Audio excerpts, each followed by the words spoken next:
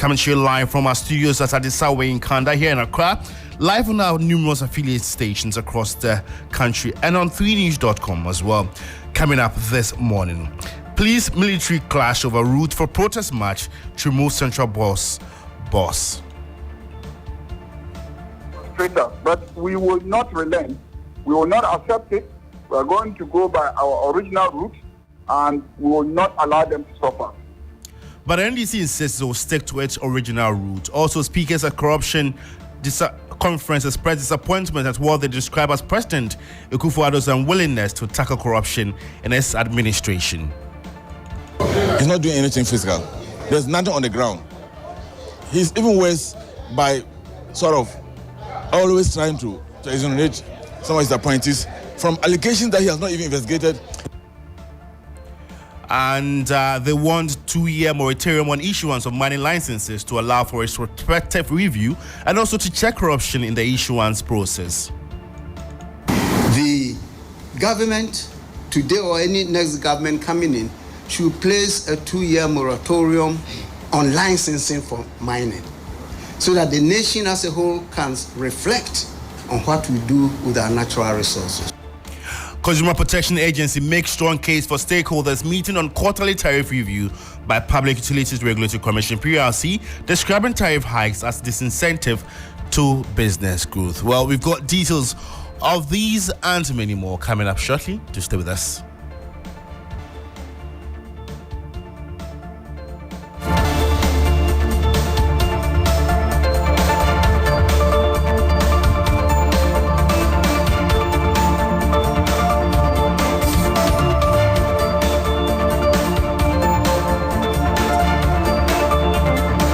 FM 92.7.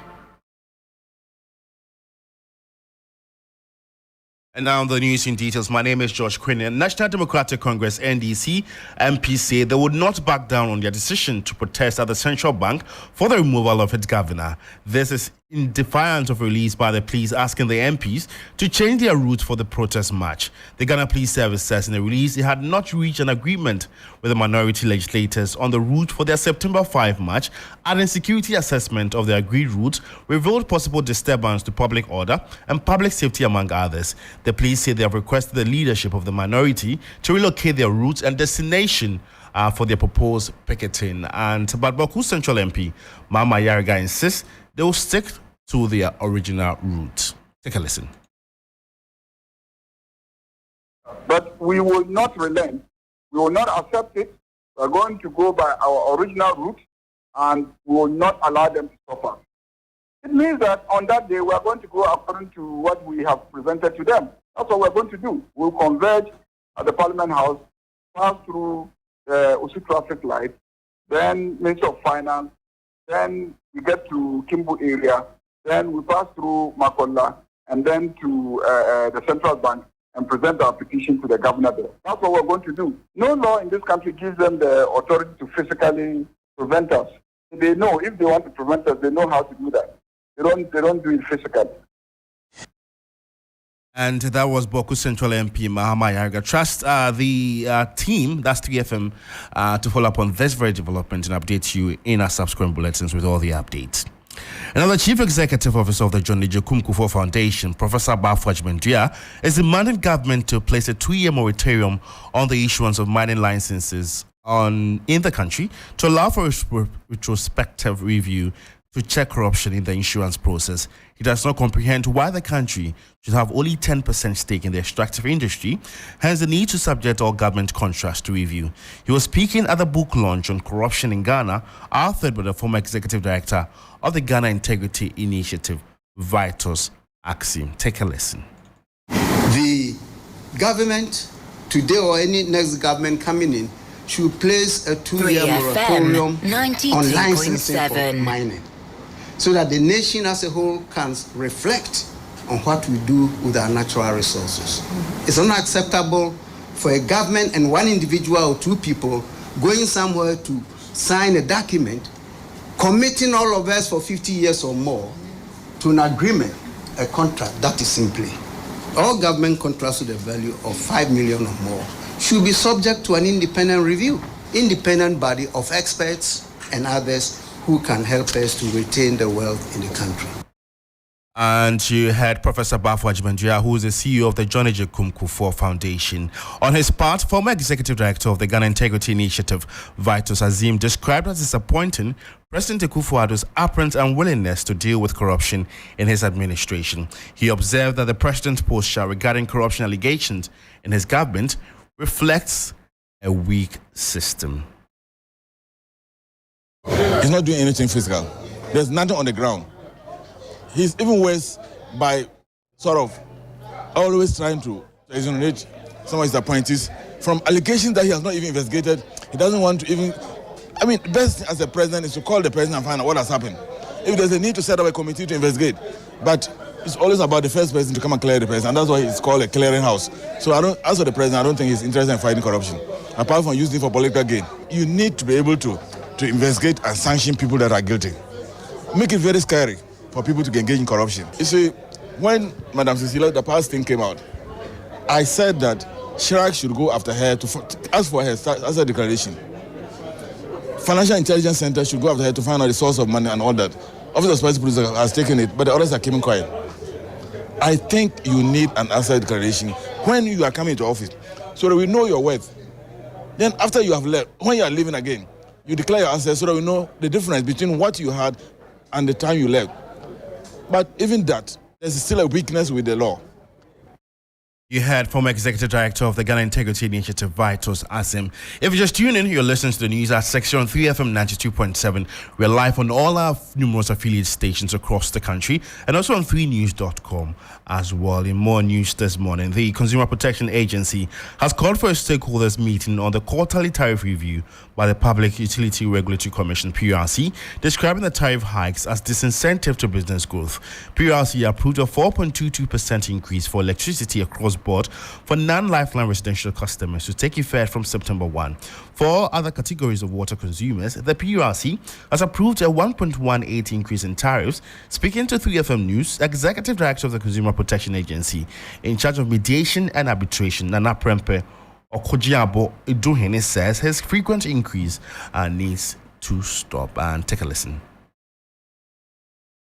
What we intend to do now, because since we have done so many and they are not minding us, we want to call on the consumer conference, specifically on utility services, so that every Ghanaian, that everybody join us, so that we carry this thing to PRC. At the end of the day, probably, once they see our numbers, they will do something about it. It's so worrying. All that they come about is, if they don't do this, we will have to run down, we have to shut down. But at the end of the day, are you really helping businesses to grow? The same businesses that we claim we are giving them power to grow, we don't also give them the opportunity to even plan. And that was the Executive Director of the Consumer Protection Agency in charge of mediation and arbitration, Nana Prempe Okojiabo Iduhene. And now to our very own, Media General plans to introduce a fact-checking unit to combat misinformation in the digital era. The Chief Operating Officer, Nyama Ishen Famiye, announced the move during a visit by the NDC leadership, expressing the media conglomerate's commitment to providing accurate information and combating false narratives. There's more in this very report. The National Democratic Congress emphasized transparency and open communication during the Courtesy call. The General Secretary, Fifi Kwete, called for strong leadership and journalists to uphold truth and transparency in reporting. NDC and MPP do not have to arrogate truth to themselves anymore. That we should have a situation where the media must have a certain index of truth. So when a politician is lying, it should be pretty obvious that you're just lying, you're not telling the truth. The Group Chief Operations Officer, Nyama Ishen Famiye, lauded the visit, highlighting the media conglomerate's achievements in objective journalism and diverse voices platform. We will always be friends of all seekers of truth. Yes, we will always be friends of anybody who is interested in Project Ghana and is determined to do what is right to make it happen. There may be some who may have ulterior motives, not us. Our position will not change. We will stand on the side of the truth. Communications Director of the Opposition, the National Democratic Congress, Kakra Esamwa, commended Media General for the quality of journalists produced. Let me also share in your pride and joy, Because it's not only the Komla Dumo award that you people won. You won the best journalist of the year. It means a lot. Because it means that your peers know your quality. And that was a report by my colleague Noble Crosby Annan. And let's move to South Africa, because BRICS leaders will this morning announce an expansion of the alliance in what has been described as a game-changing development. But what are the prospects for Ghana, and will this decision influence Ghana to join the alliance? Judith Awatri-Tando has more in this very report. And while most BRICS members were in support of the enlargement, there have been divisions on how many countries should join, as well as how soon they could. New realities call for a fundamental reform of the institutions of global governance so that they may be more representative and better able to respond to the challenges that confront humanity. Nigeria, which is the biggest economy in Africa, has so far expressed interest in joining BRICS, and we have to see whether or not Ghana will follow suit. But as we reported, Ghana may not be joining the group anytime soon. And this is certainly due to Ghana's strategic relations with the US and Europe, which could be affected should the country join a group that is trying to wrestle power from the US. Judith Awatri-Tando, Johannesburg, South Africa. And my name is George Kwaning here in the studios of 3FM. Before we part company, Chief of Naval Staff Rear Admiral Issa Adam Yakubu has made a strong case for the country to safeguard its water bodies in the face of rising piracy and kidnapping attacks. In 2021, not less than 11 sailors were kidnapped, including Ghanaians, with ransom paid before their release. Ghana has not recorded any in 2023, but Rear Admiral Issa Adam Yakubu says there's a need to safeguard the country's water bodies. The Chief Naval was speaking at a media interaction ahead of the 2023 International Maritime Defense Exhibition and conference scheduled to take place from August 29 to 30 in Bemakam in Accra. Well, on that note, we end the morning news. Before we go look again at our top story. And police minority clash over route for protest march to remove Central Boss, but the party insists it will stick to its original route. And speakers at corruption conference expressed disappointment at what they describe as President Akufo-Addo's unwillingness to tackle corruption in his administration. They want 2-year moratorium on issuance of mining licenses to allow for retrospective review and also to check corruption in the issuance process. And the Consumer Protection Agency makes strong case for stakeholders meeting on quarterly tariff review by Public Utilities Regulatory Commission (PURC), describing tariff hikes as a disincentive to business growth. My name is George Kwaning. For more news updates, you'll want to log on to our website, it's freenews.com. Thanks for listening. In a world where you can be anything, just be kind. It costs nothing to be kind. My colleagues, Jody Hughes and Helen Ampofo, will continue with the morning show. Enjoy your morning.